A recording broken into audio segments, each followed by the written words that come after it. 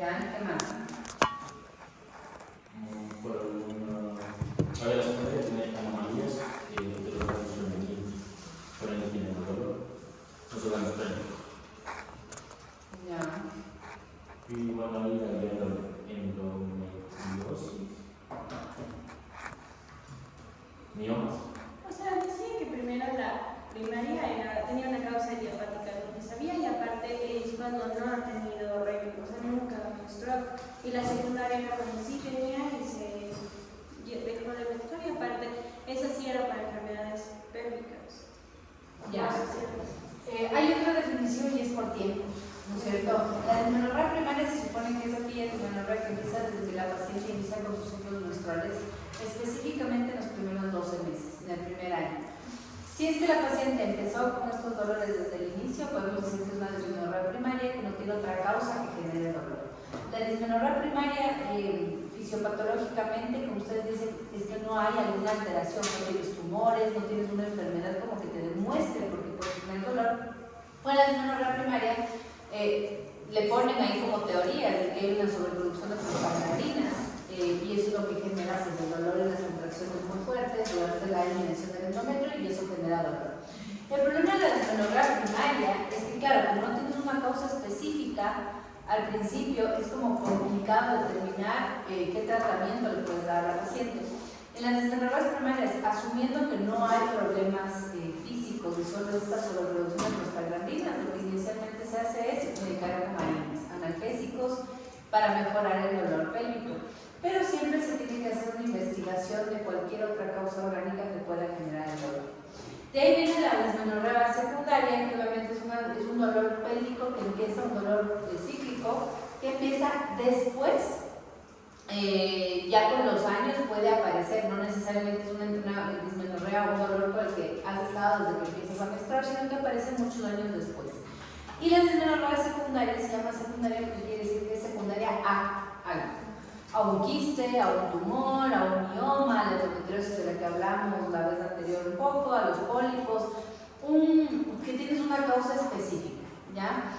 ¿Cuál es la diferenciación en esto? Es que la dismenorrea tiene que ser cíclica. Cuando uno habla de dismenorrea o de cólico, tienes que referirte a un dolor que sea cíclico. Cuando los pacientes tienen dolor pélvico crónico, o sea, todo el mes, sin diferenciar si estás en la regla o no, hay que investigar otras cosas. ¿Ya? ¿Cuáles serían las causas de la dismenorrea secundaria? Adenomiosis. Constanza, ¿cuáles serían las causas de una dismenorrea secundaria?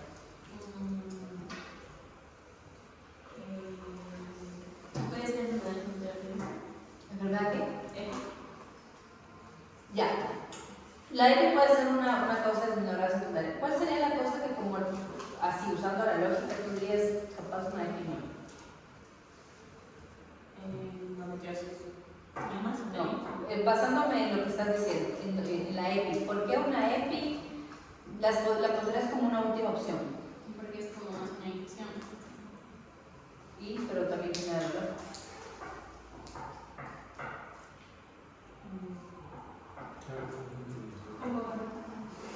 Tu compañera dice que la EPI o la enfermedad pélvica inflamatoria puede ser una causa de dismenorrea secundaria. Yo creo que sí puede ser, pero ¿qué otra cosa podría hacerlo como descartar un poco eso?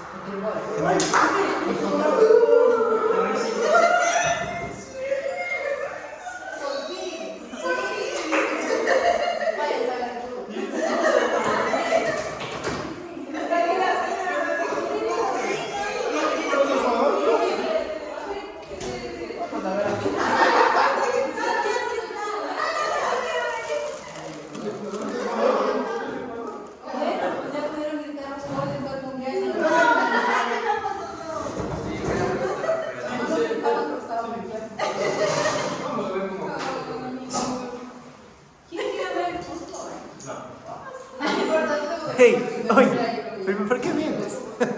Es que estábamos Ay, viendo la no película. es capciosa, es la verdad. ¿No?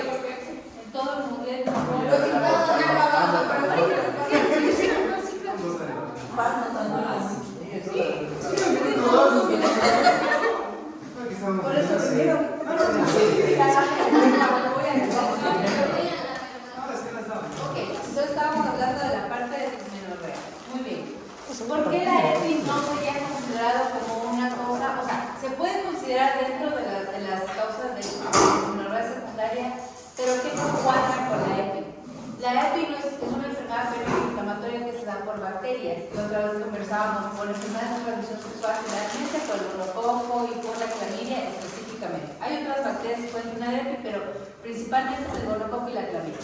¿Cuál es el problema de esas infecciones? Que no te van a dar un dolor cíclico. Sino ¿Otra constante. vez? Perdón, ya me desconcentré. Entonces, la EPI no te va a dar un dolor cíclico. O sea, si tienes una infección vas a tener dolor todo el tiempo y por tal vez días o periodos prolongados. Y es raro tener una EPI por más de un año, como para decir, ah, mira, la paciente tiene dolor pélvico cada mes. La EPI es una infección constante. Obviamente, en la parte de la dismenorrea secundaria toca descartar todas esas enfermedades, pero la EPI no sería un dolor cíclico, no se debe considerar una dismenorrea en sí, sino como una causa de dolor pélvico. ¿Ya? Sí, caso que las pacientes tengan un año con una EPI y que sea por un momento de organismo, puede ser sepsis o algo peor. Sabes que normalmente una EPI como tal, a los 7 días, si no te trataste y no diagnosticaste, tú puedes caer en una sepsis. El problema de aquello es que hay EPIs que hacen esto, la enfermedad llega, se hace un absceso y el absceso se encapsula. Y la gente puede vivir con dolor pélvico. Es un medio extraño porque en realidad es una enfermedad aguda que debería como que desencadenar todo en poco tiempo. Pero sí hay casos reportados de EPI crónica, en donde la gente puede pasar semanas o meses con una infección sin darse cuenta. El problema de la EPI es que si ustedes ven, por ejemplo, bueno, en eso no nos vamos a meter mucho, pero la enfermedad pélvica inflamatoria se diagnostica básicamente con 3 cosas. Una, que le duele el abdomen, que diga tengo dolor pélvico. La otra, que al hacer el tacto tenga dolor al tocar los anexos. Y la otra, que al hacer el tacto muevas el cervix y le duele. Con esas 3 cosas tú dices es EPI. Entonces, no necesitas mucho, a veces se diagnostica y otras veces no se da cuenta porque dicen, no, me duele la pelvis, pero nadie le hace un tacto y nada por el estilo, entonces queda ahí. No todas tienen flujo vaginal. Porque la gente dice, no, si tengo gonorrea o un poco de tener ese flujo verde, así espantoso, no necesariamente. Hay gente que tiene EPI por clamidia y no gonococo, y la clamidia no te da nada.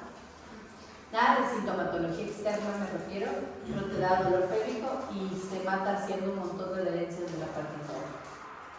Entonces,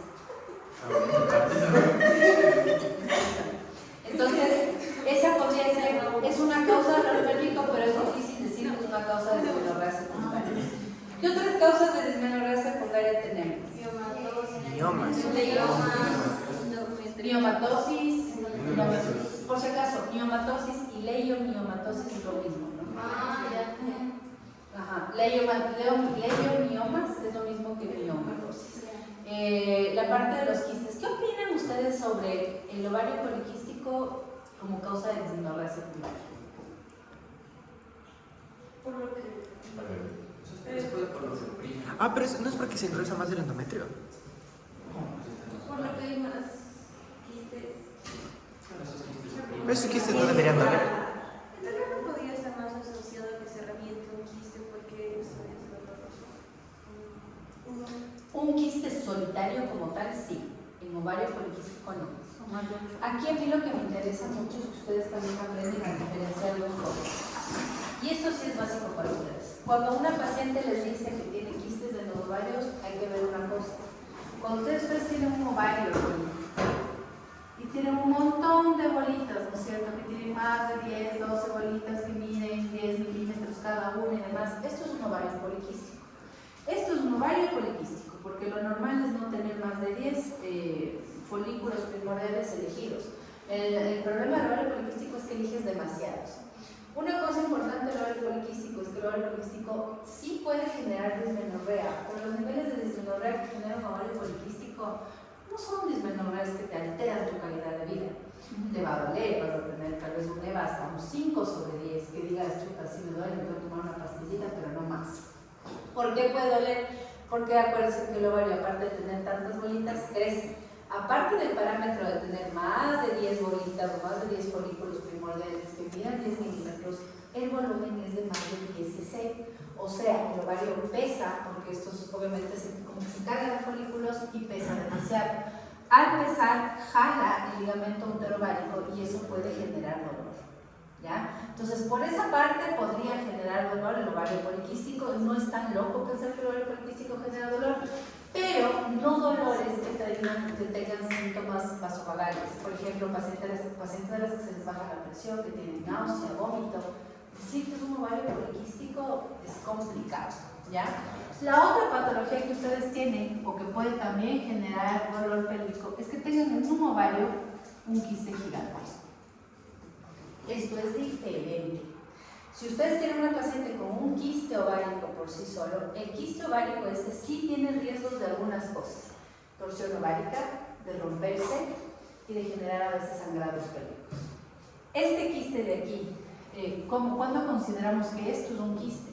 Pero hay gente que va a decir, no, a mí me vieron un quiste de 2.5 centímetros. ¿Qué les parece 2.5 centímetros? ¿Grande, chiquito? Grande. ¿2 centímetros? Pero tú dijo que milímetros, ¿perdón? No, los son de 10 milímetros. Pero esto es un chiquitico. Por eso. Sí, pero ese es grande. 10 milímetros son sus Ya, uno solo. ¿Cuánto creen ustedes que mide un folículo de grano cuando ya está a punto de explotar? 1 centímetro. 2.5. Ah, 2.5. Entonces no puede doler. Entonces ese no va a doler. ¿Cuándo va a doler un quiste? Cuando tenga más de 2.5 centímetros. Es decir, si ustedes tienen una cosa aquí que dice, mira, mide 25 milímetros y dicen, tienes un quiste. Siempre para diagnosticar si una paciente tiene quistes, pregunten en qué fase del ciclo está. Cuando una mujer se hace una ecografía, necesitan saber en qué fase del ciclo está. Por eso les enseñé el ciclo básico. Si alguien les dice, menstrué hace 14 días, ¿tiene esto? No me van a operar. Señora o señorita o paciente, vas a volar. Eso me digo a los 14. Si tú encuentras esto a mediados del ciclo, es lo ovular, no le vas a decir que tiene un quiste, ¿vale? Y esto pasa un montón, chicos. Yo he visto operar esto como no tenía ni idea. ¿En serio? La gente muy famosa, que hace un montón de cirugías, es como que sí, pues les operan un folículo de grano. Y se puede... Como el ovario se ve grande, o el quiste parece grande, la gente se asusta y dice, ok, tengo un ovario. Pero vas a ovular, esto no es un quiste, esto es un folículo que se va a romper, y el folículo ecográficamente es una bola de agua. Ahora, si este mide más, por ejemplo, vamos a suponer que tengo aquí uno de 4 centímetros, ok, eso puede doler porque hace el mismo efecto. El quiste hace que el ovario se cuelgue y pese, y lo que te va a doler básicamente es parte del ligamento uterovárico. Entonces, los quistes generan a veces alteraciones menstruales porque no permiten el funcionamiento normal del ovario, o generan dolor pélvico, que a veces es cíclico porque durante la regla obviamente los quistes crecen más. Los quistes menores de 5 centímetros se tratan con fármacos, no se hace nada. Se manda, por ejemplo, un anticonceptivo combinado y eso hace que el quiste se reabsorba. Si los quistes son de más de 5 centímetros, generalmente tienes que operar porque las cápsulas de los quistes de más de 5 centímetros se caracterizan por ser muy gruesas. Entonces cualquier tratamiento clínico pues no funciona. ¿Y cuál es el riesgo de que tengas un quiste de 5 centímetros y un ovario de 2 centímetros? Que el ovario se tuerce. Porque el quiste se cuelga, básicamente, y el torso del ovario eso se convierte en una emergencia. Porque puedes perder el ovario al estar estrangulado. Entonces, causas de dolor. El ovario poliquístico puede generar dismenorrea, sí, pero no una dismenorrea que genera alteración del estilo de vida. El quiste te puede generar dolor, un quiste simple, sí te puede generar dismenorrea, con eso hay que estar pendientes. Pueden generar dolor cuando se tuercen o cuando están mayores, obviamente de 25 milímetros, porque a 25 es un folículo. Esto me encanta decirles porque pasa mucho, que a veces en las ecografías se ve uno de 20, 25, se ven grandes, una bola negra. Pero déjale, eso es un folículo de grano que ya mismo ovula, o sea, uno se rompe y sale otro. Ahora les voy a decir. El ovario poliquístico es súper diferente. Ahí viene viene la diferenciación. Cuando ustedes ven un ovario poliquístico versus alguien que tiene un quiste. Las pacientes dicen, doctor, yo siempre hago quistes. ¿Pero qué es? ¿Ovario poliquístico o un quiste simple? El ovario poliquístico, esto no se opera jamás. Si alguna vez escucharon que alguien lo operaron porque un ovario poliquístico o una mujer, esto no se opera. ¿Por qué no se opera? Porque hacen una cosa que se llama rigging ovárico. Entran y como una aguja literal. empiezan a explotar todos. Y ya te curé. Al mes siguiente, ¿qué va a pasar? Otra vez. Entonces, ¿vale la pena operarle una cabecita por eso? No. O sea, el tratamiento sería de los anticonceptivos. En el ovario poliquístico el tratamiento es hormonal. No pueden operar un ovario poliquístico porque tiene un montón de cosas chiquitas que en el mes siguiente van a volver a aparecer porque tiene ovario poliquístico. Entonces, obviamente una cirugía se puede hacer en quistes simples, o sea, un quiste pero gigante. Y en situaciones específicas, no sé, en situaciones específicas en donde yo tenga obviamente una paciente con dolor, con posibilidad de torsión ovárica y demás.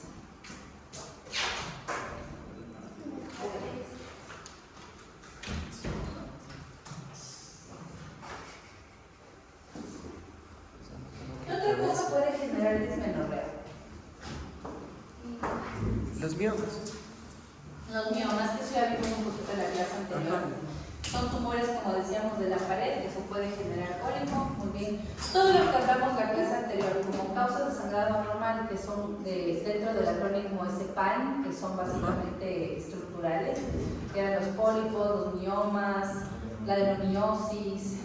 La adenomiosis y los pólipos también causan amenorrea. ¿Cómo? La adenomiosis. ¿Y los pólipos duelen? Sí. Los pólipos generan cólico. Ah, yo pensaba que no, o sea, no causa dolor. Pueden generar cólicos. Y No son cólicos muy fuertes, pero sí te generan. la adenomiosis también puede causar. La adenomiosis ¿dolor? puede generarte un poco de dolor, pero tampoco es un dolor que sobrepasa el 5/10 de un euro. Pero el mioma sí va a ser un dolor súper fuerte. Dependiendo de dónde esté. Pero entonces yo clínicamente no se hace muy fácil diferenciar. No. Ah, La ya. verdad es que cuando ustedes quieren saber la causa de una dismenorrea, tienen que hacer 3 cosas muy importantes. La primera es hacer una evaluación de historia clínica excelente. Hacer una historia clínica bien hecha para saber si me estoy enfrentando a una dismenorrea primaria o una secundaria, para empezar. Segundo, tengo que hacerle a la paciente, ¿cómo se llama? Un buen examen físico para saber cómo está. Si es que la paciente, por ejemplo, hablamos de una dismenorrea secundaria, parte del examen físico es hacer un tacto bimanual. Y en el tacto bimanual podemos saber si es que hay miomas, tumores, malformaciones, cualquier otra cosa que pueda generar dismenorrea. ¿Eso sí se puede saber en el tacto? Claro, mioma sí. Pero solo a nivel vaginal, me imagino, no uterino. ¿O sí? No. Dentro Porque- del examen ginecológico, ustedes son lo mismo, pero se hace un tacto bimanual. Ustedes hacen un tacto, le metes la mano y la otra mano está por encima. Cuando tú tratas de palpar el útero, puedes saber si el útero está aumentado de tamaño, si hay miomas o si hay tumores. Solo con el examen físico. Ahora, después del examen físico, tienen que hacer también el examen, la tercera parte, que es mandar a hacer exámenes complementarios. Claro, Que ahí si estoy sospechando de dismenorrea secundaria, voy a tener que pedir una ecografía, porque la mayoría de causas de la dismenorrea secundaria van a ser causas estructurales. ¿Y ahí le pido histerografía de una? Le pides la ecografía primero. Si en la Ah. ecografía me dicen una ecografía normal, si en la ecografía me dicen no hay sospecha de un pólipo o de un mioma dentro de la cavidad, pides una histerosonografía. Si es que no hay nada en la cavidad, sino por fuera, con el eco te basta y te sobra. Hasta ahí quedan ustedes. Ya le diagnostican por qué le duele y cuál es la causa de dolor. ¿Cuándo más duele? Por ejemplo, pacientes, como decíamos, de malignidad. Las pacientes que tienen el endometrio muy grueso, ya puede ser cáncer o puede ser que no sea cáncer, sino una cosa que se llama hiperplasia endometrial, que es como previo a un cáncer, ¿no es cierto? Es como que un crecimiento excesivo de hiperplasia. ¿Por qué eso puede generar cólico? Porque el útero tiene que Expulsar pues. contraerse más porque tiene más que expulsar, entonces también puede ser una causa de dismenorrea. Hay gente que si tiene una hemorragia terrible, sangro como que de 3-5 días, le haces un eco y aparentemente no hay nada estructural. Haces una histerosonografía, no hay pólipo, no hay mioma, no hay nada. Lo que te queda es ver el grosor endometrial según la fecha del ciclo en el que esté. Y te dice, sí, el endometrio está excesivamente grueso, tienes que sacar ese endometrio y ver qué está pasando. Porque el endometrio excesivamente grande pues sí genera dolor. Ahí sí puede doler la endometritis como tal. La endometritis solo por bacterias. Es raro la endometritis inflamatoria. O sea, de por sí, generalmente es por bacterias. ¿Ya metieron otro gol? No. O mucho susto. Mucho susto. Que se me tiene mal. Bueno, al menos ya quedó el básico. Pues ni siquiera un poco lento. Por lo menos gritar. Sí,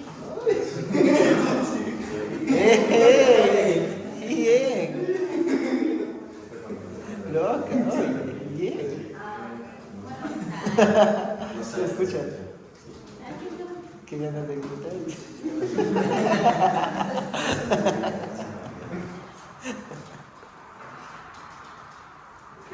Comienza con la tuya. Ok, por ejemplo, vamos a ver.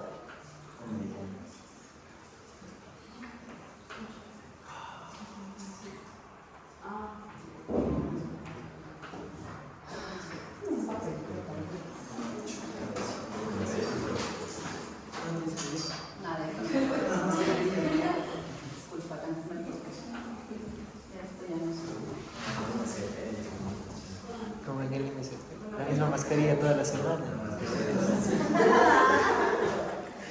Sí, la misma porque La del recuerdo, pero desde el primer día de rotación hasta ahorita. es desagradable. Qué chiste, ¿no? 25 centavos y cobran una mascarilla, ¿sabes?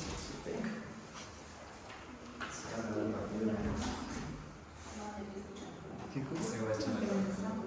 Ok, aquí tienen una imagen, por ejemplo, de un quiste simple. Me gustaría, esta es una imagen de ecografía de alguien que, por ejemplo, se hizo un eco por arriba, como transabdominal, no es transvaginal. ¿Se acuerdan que yo les decía que el transvaginal siempre tiene que fijarse acá arriba?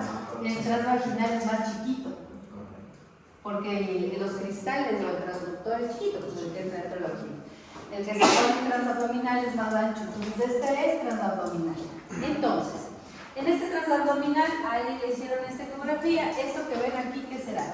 Esa bolsa negra de la vejiga. Perfecto. Esa es la vejiga, esto que está aquí es el útero, y aquí se ve el ovario. Miren esta bola de aquí. Claro. ¿Cuánto medirá? Se ve grande, ¿no es cierto? Dicen, ah, mira, tiene una bolita grande ahí, eso podría ser un quiste. Pero esa bolita de ahí no dice la media, pero parece que es un folículo. Es muy chiquito para generar una preocupación o pensar que eso le va a doler. ¿Por qué les digo esto? Que esto no estaba capaz en el artículo. Es que si ustedes ven un folículo de menos de 25 y dicen, ya, esa es la causa de la dismenorrea, ¿no? Porque es un óvulo, o sea, va a ovular nada más. No puede ser esa la causa de la dismenorrea. Si lo único que encuentran es un hallazgo así, les toca seguir investigando. Porque las bolitas de menos de 25 pues no van a generar problemas. Miren este quiste, por ejemplo. Este quiste es mucho más grande. Este sí es un quiste ovárico un poco más grande que tiene medidas obviamente un poquito mayores. Este sí puede generar algunos problemas. Este sí podría generar dolor. Este es un quiste que se ve que tiene mucho más allá de 3 o 4 centímetros. Son quistes simples, pero los quistes pueden generar molestias. Y quiero que vean lo que es un ovario poliquístico, pero como para que entiendan a qué me refiero, porque eso pues obviamente no se opera. O sea, este que nos contó antes sí deberíamos operar, por ejemplo. El que les acabo de indicar ahora.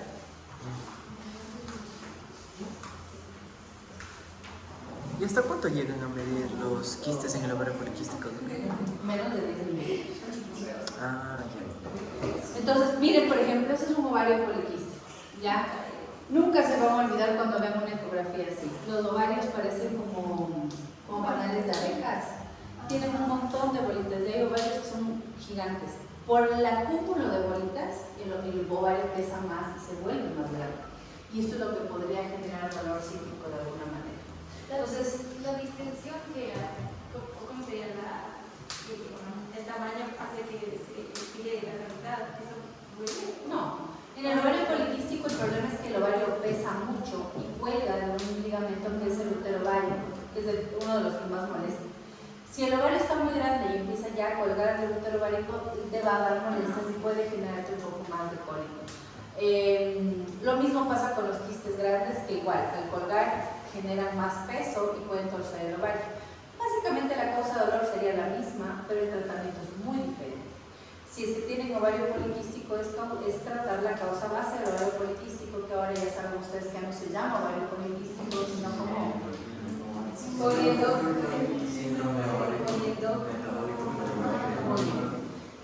es básicamente aquí le ponen esa palabra de metabólico poliendocrino, porque sabemos que es una cosa que realmente ya no es tan ginecológico como pensaban antes. Decían solamente es una cosa, falla del ovario.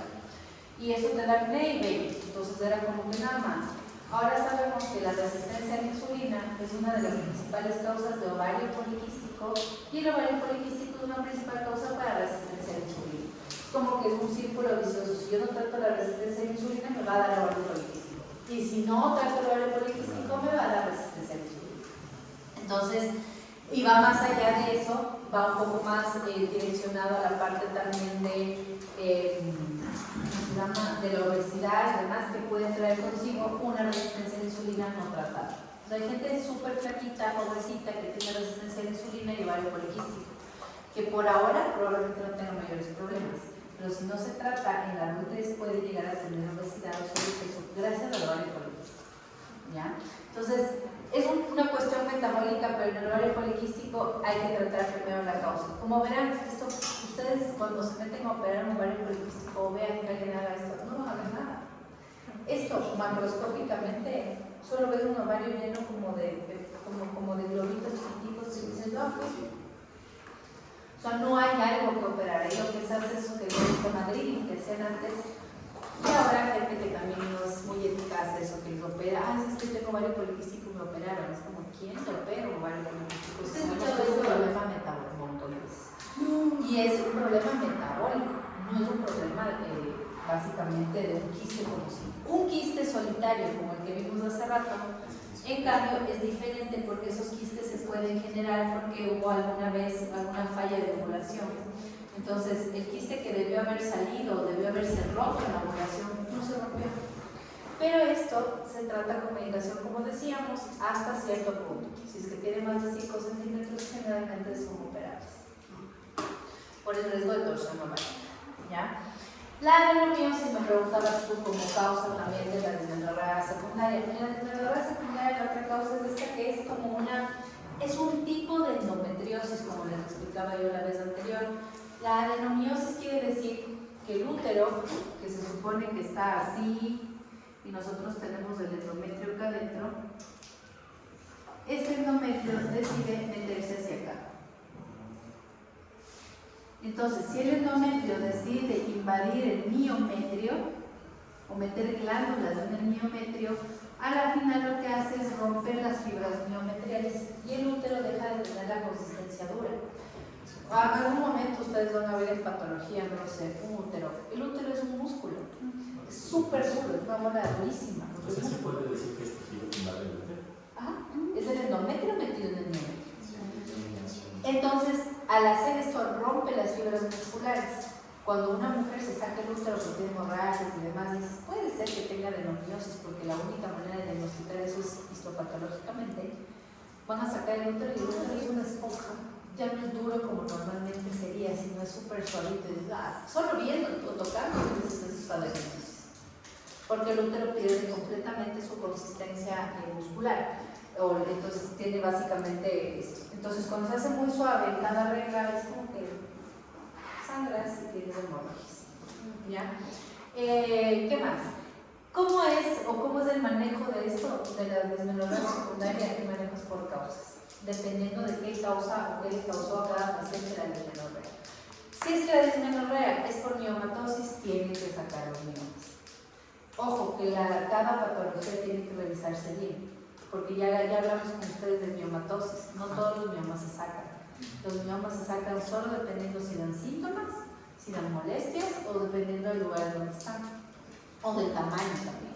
Pero no es un mioma de 1 centímetro que está metido por ahí en la pared externa, no le van a sacar eso, es absurdo. No metes a alguien en una cirugía de un mioma que seguramente no le está generando problemas. ¿Ya? Lo de los pólipos y de los miomas dentro de la cavidad uterina, eso sí se sacan siempre porque siempre te van a dar hemorragias o pólipos. ¿Ya? La otra causa es la endometriosis. La endometriosis es un poco más compleja porque la endometriosis sí es básicamente esta patología donde el endometrio se coloca donde sea en la pelvis al salir de las trompas, y la endometriosis sí genera un problema un poco más severo de cólicos. ¿Cuál sería una de las causas de dolor pélvico que sí puede dañar tu calidad de vida? Es la endometriosis. Cuando una paciente ve que diga, oiga, no, cada vez que voy a menstruar, yo no puedo ir a trabajar, no puedo ir a estudiar, porque me desmayo, se me baja la presión, vomito, me da náusea, se me tiemblan las piernas, se me amortiguan las piernas.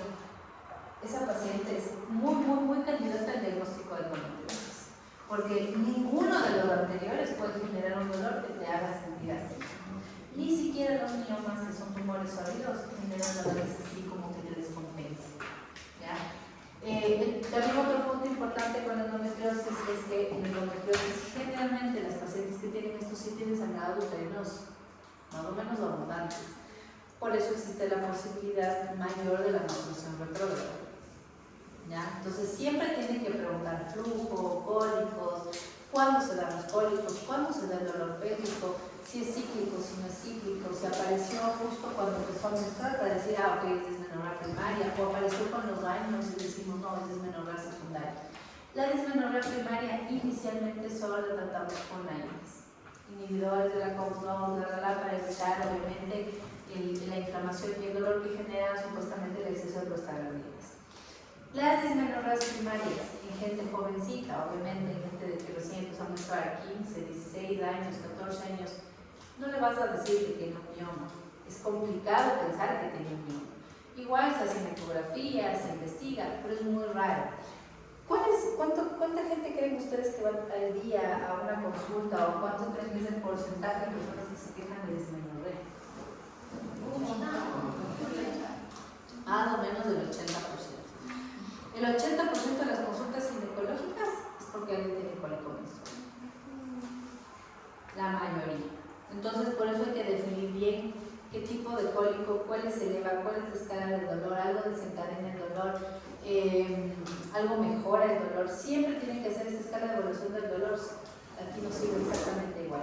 En la dismenorrea es importante saber hacer una buena historia clínica y ver las patologías que yo puedo sospechar en una dismenorrea secundaria, qué tan probables son en la paciente que yo estoy viendo. Por ejemplo, la adenomiosis, vamos a poner aquí. La adenomiosis, ¿en quiénes creen ustedes que es más frecuente? Esto de que el endometrio se mete en el miometrio. Podría ser, o nuevamente, en obesidad, nolíparas. ¿En gente de cuántos años creen ustedes que pueda aparecer esto? Más de 30, de seguro. Más de 35 o 40 años.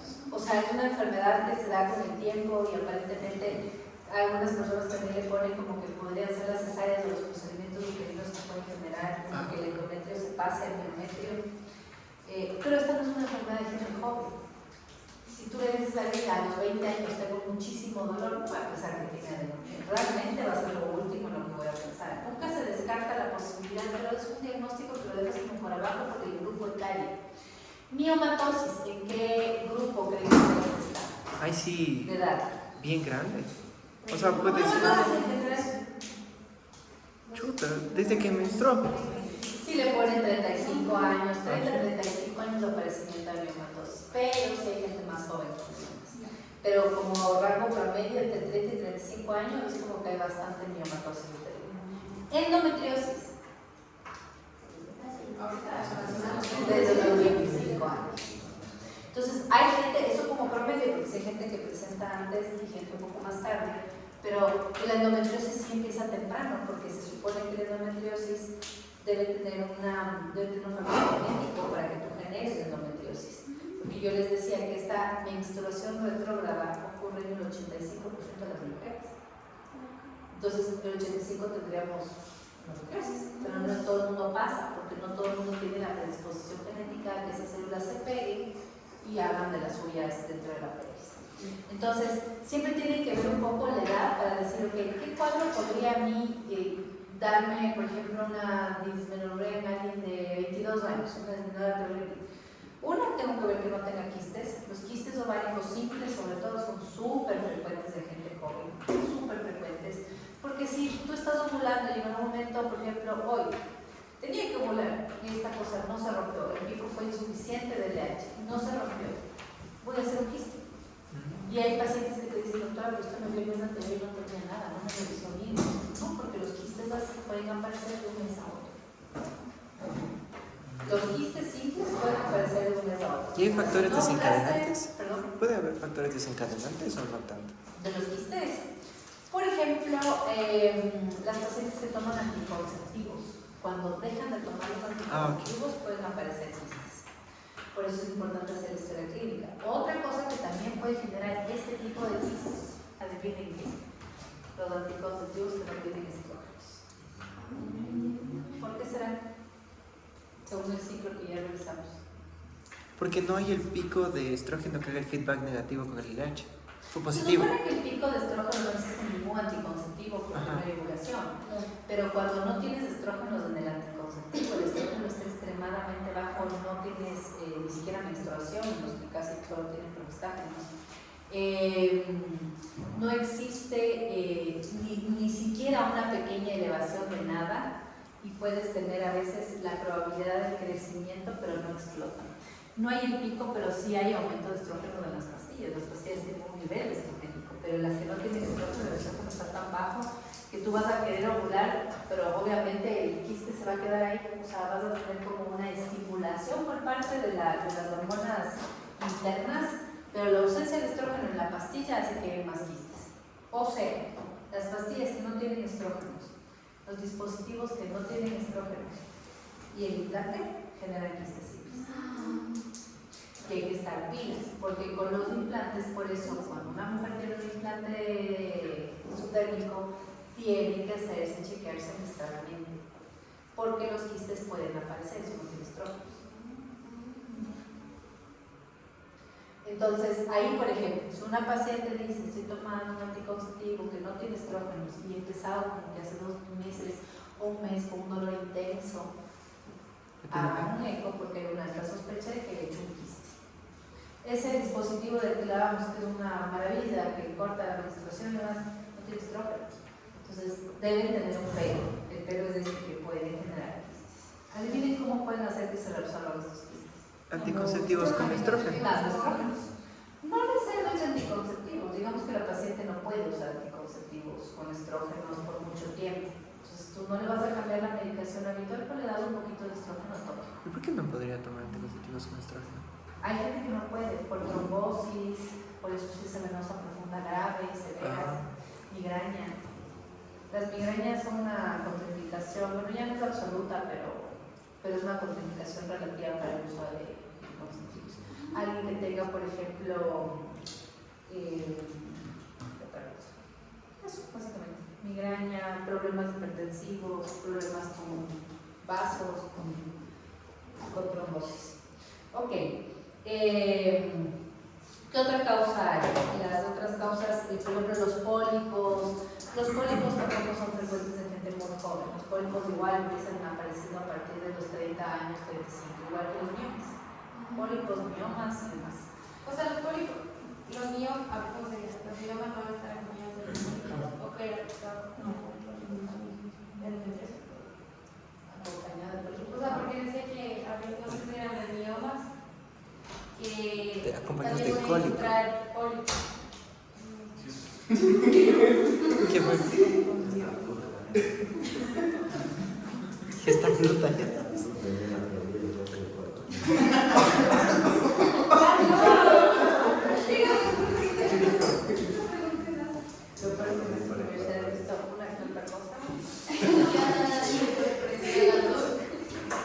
No sé, o sea, yo estoy clara que eso es normal, que eso es algo que pasa normal. Chuta, pero salgan de la universidad, ¿no? Me ha pasado 3 veces. Claro, la una vez que estábamos, yo me fui al aula donde tenemos clases nosotros arriba en el piso 3, la clase siempre está solitaria. Estaba cerrado con seguro la puerta, pero yo quería entrar porque quería mandar unas cosas. Yo tengo una oficina abajo donde están todos los profes, pero no me gusta estar ahí. La cosa es que me empecé a quedar arriba en las oficinas de arriba trabajando. Entonces empiezo a golpear, pero esta hora debe estar vacía. Entonces me quedé parada un rato ahí y salieron 2 chicos. Perdón, la chica lanzando el splash por ahí así, abriendo las ventanas, fue como pegados a ese lado, ¿no? Porque como por la puerta no se ve. La otra 2 veces los carros de los parqueaderos. Eso no es malo. En mi escuela de hacer piso Los estaré vigilando. Qué bestia. Y en los autos sí ya se pasa. Uno se queda en el parqueadero un ratito en el carro y ve saltando un carro.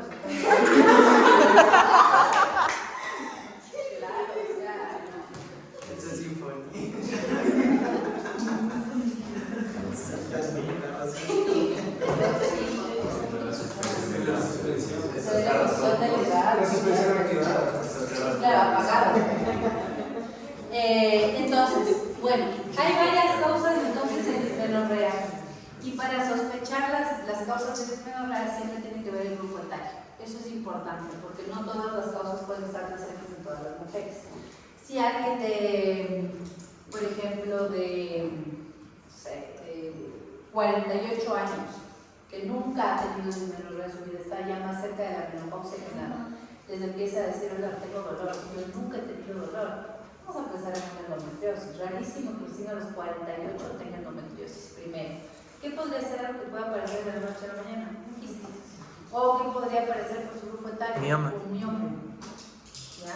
Pero hay cosas que hay que ir descartando de acuerdo a la edad de las pacientes. Lo que la adenomiosis es como más progresiva.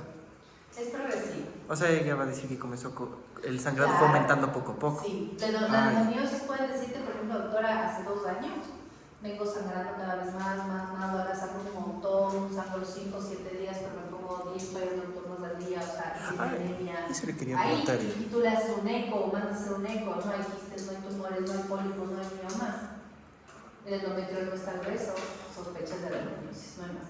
No, ¿cuánto sangre absorbe una toalla? Porque yo me imagino cuando nos ponga casos o tratemos con pacientes, no les voy a decir cuánto es su flujo, es más de 80 ml, no me van a decir. Exacto. Entonces yo entiendo, ha de ser por toallas. Preguntando cuántas toallas se ¿Y cuánto es normal? Cada toalla, de las toallas normales, son 15 ml.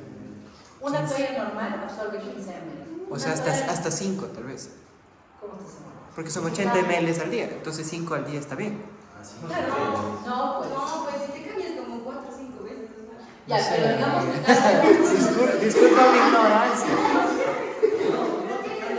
Perdón la ignorancia. Sí, si la paciente te dice, por ejemplo, me cambio 5 o 6 toallas al día de las normales, dices, ok, puede ser esperable, capaz esa paciente realmente menstrua casi 80 ml al día y no estaría mal. Ya. Si te dice que es de las normales, que absorbe 15 ml al día. Otra pregunta importante, ¿la toalla sale súper hiper llena?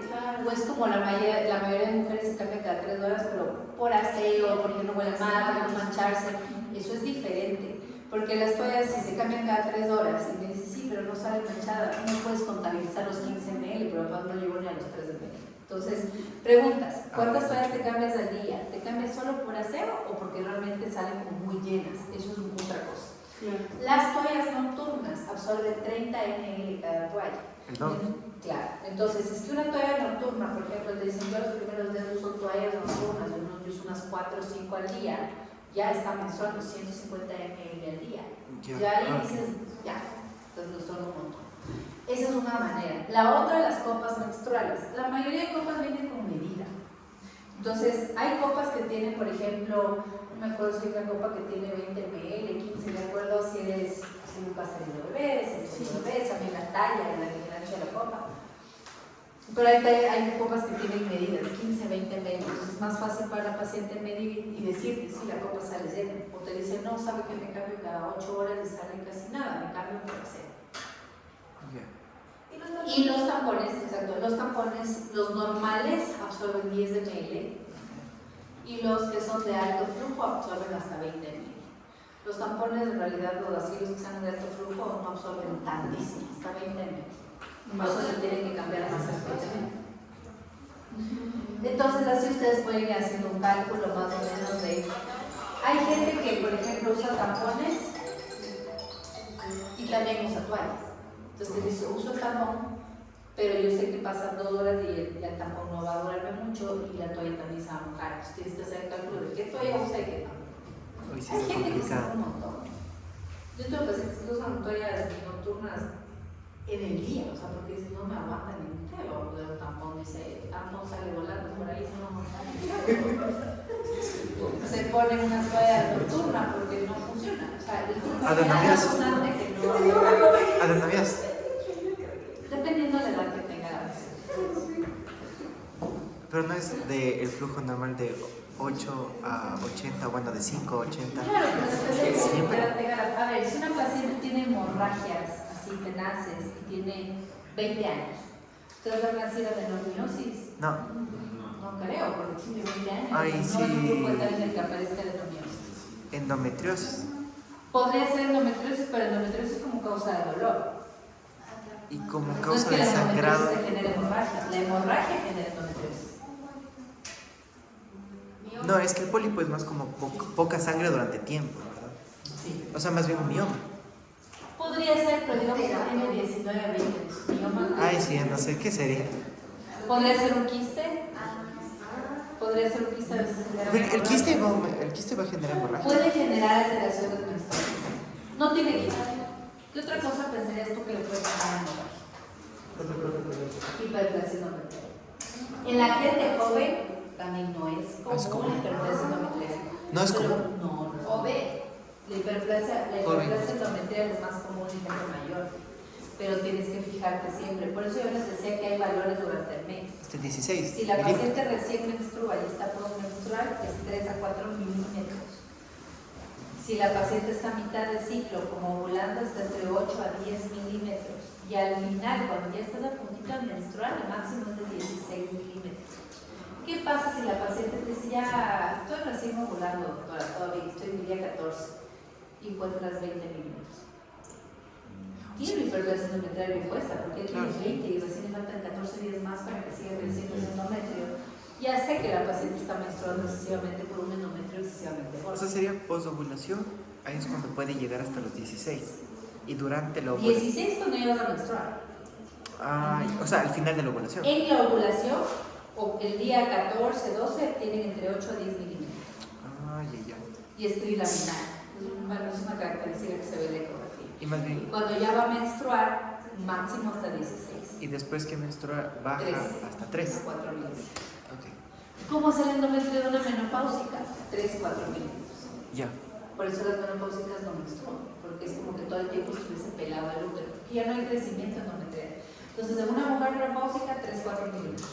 ¿Qué pasa si una mujer que viene y te dice, doctor, yo ya no menstruo hace 5 años, yo ya soy menopáusica, estoy en la menopausia a los 48, tengo en este momento 53 años, y de pronto antes de ayer empecé a menstruar? ¿Sangre? ¿Qué dirían ustedes? ¿Pudo haber sido que se rompió un mioma? ¿No? Siempre me hacen en la cabeza, por favor, mujer en menopausia que sangra es cáncer hasta no demostrar lo contrario. Ah, cáncer, ya. Si una mujer está en menopausia Trabajo y con el oncólogo. menstrua o sangra, siempre van a decir que es cáncer hasta no demostrar lo contrario. Y histerectomía. Porque no, primero tiene que demostrar lo contrario. Ah, ya. ¿Y cómo confirmo como que sí está en menopausia, solo que se le hayan unos ¿Cuál es el concepto de menopausia? un año? Un año sin regla. Un año, 12 meses sin menstruación y está diagnosticada la menopausia. Esta paciente tenía 5 años y de pronto empieza a sangrar. En ella, obviamente se hace una ecografía, ve que no hay miomas, cosas raras, aunque se supone que el tratamiento de los miomas es la menopausia. Si una mujer tiene miomas, que no le generaban mayor problema, pues estaban ahí, que llega a la menopausia, Se van a sanar. ustedes le van a sacar esos miomas, ya no le van a topar esos miomas. Lo que van a hacer es observar de año a año, ver que no crezcan, que no cambien de características y nada más. Porque ya después de la menopausia ya no tienen esa nutrición del pico ovulatorio de los miomas, ya no va a ovular más. Ya no hay el alimento del mioma, entonces el mioma se queda ahí y se degenerará. En las pacientes, en cambio, que menstruan y no, ya dejaron de menstruar hace mucho tiempo y sangran, la primera causa es hiperplasia endometrial. Y el lío es que cuando el endometrio crece sin haber estrógenos de por medio, crece por algo más. Y normalmente es cáncer. ¿Qué se hace ahí? Primero una biopsia endometrial. Si la biopsia te dice, mira, es una hiperplasia, por alguna otra cosa, ok, pero ustedes dicen hay una anemia o cáncer, se saca el lío. Profe, ¿y los reflejantes también? O sea,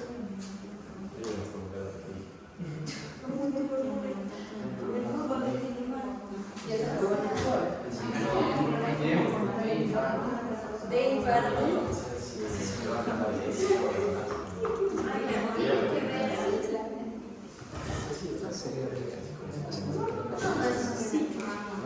Pero ahora la pregunta es como que Estamos aprendiendo.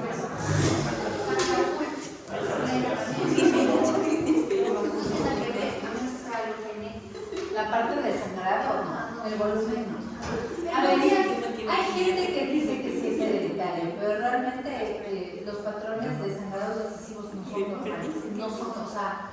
no puedes tú heredar eso y decir, ay, mi mamá también manchaba por poco sábanas y yo hago lo mismo, no es normal. O sea, algo tenía tu mamá y tú tienes tu mismo.